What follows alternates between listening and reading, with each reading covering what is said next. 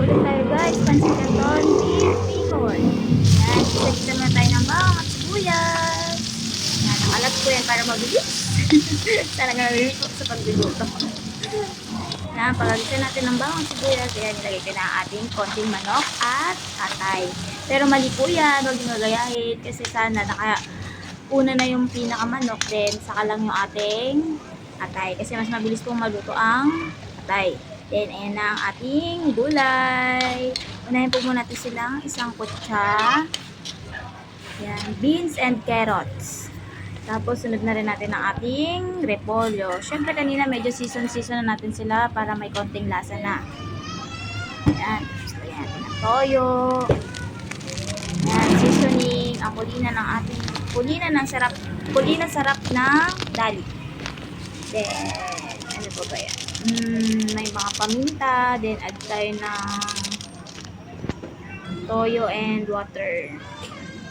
Yan, mas masarap po ang pansit kapag maraming paminta. Sa akin.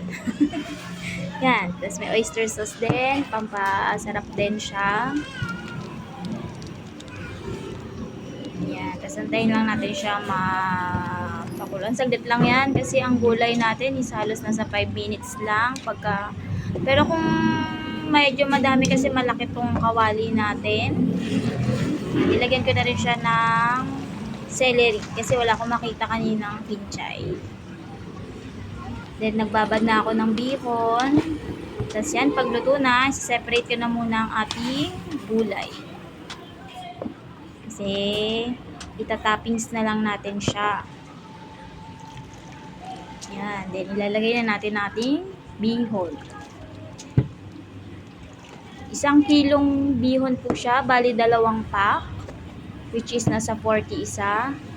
So, bali 80 pesos yung, nasa 80 pesos yung bihon. Then, 1 kilo ng kanton. Medyo maliit lang po yung aking kawali, kaya medyo nahirapan ako maghalo-halo. Yan. Ang secret din sa aming kanton ay ang paglalagay ng mantika. Kasi para maging makinis siya, tas hindi siya medyo sticky, yung kapag naluto na parang naglalapot na siya. Yan ang medyo nakakapagod sa pagpapansit, yung paghahalo, lalo kung marami. Pangalawang luto ko pa lang to, ng pa-order ng bilao. Kasi kalimitan dati si mama ang nagluluto, pero ngayon medyo malakas-lakas na yung ating loob. Medyo nagagamay-gamay na at approve naman sa mga ating napagbentahan. Kaya ayan. XL bilao po yan. Bali 1 kilong bihon lang siya. Then 1 kilong kanton. Tapos nagprito na rin ako ng separate ng kikiam. Tsaka ano ba yun? Yung chicken, squid balls. Tapos meron din akong kaunting chicken na naprito. Ita-toppings ko na lang din siya. Yan, tapos halo na ng halo. Pero saglit lang po siya maluto. Kailangan lang talagang haluin para maluto sa ilalim yung iba at hindi mag-sticky yung iba. Yan.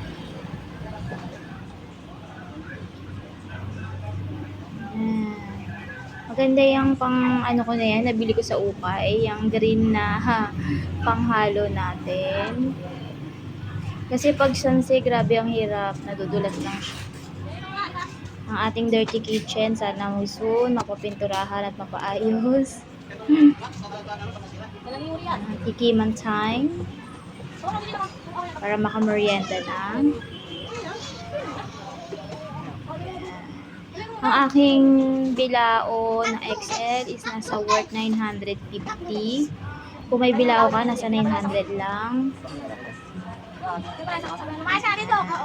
Yan si Mr. na pala yan. Sabi ko, haluin niya muna.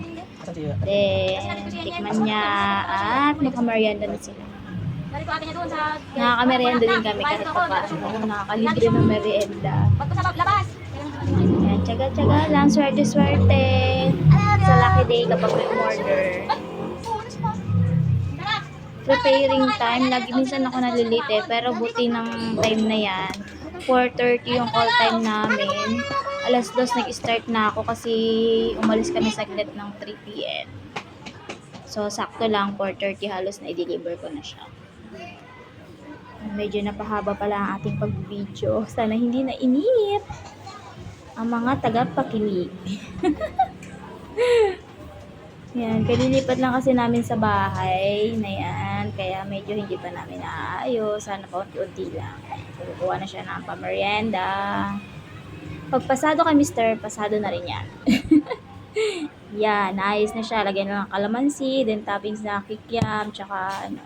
Tapos nag-additional siya ng 2 na ano. Yan. Mali pala ako, ang price ko pala dyan, ang binayaran lang ni Sir is nasa 1,000 pala lahat. May binalik din siya sa akin bilang.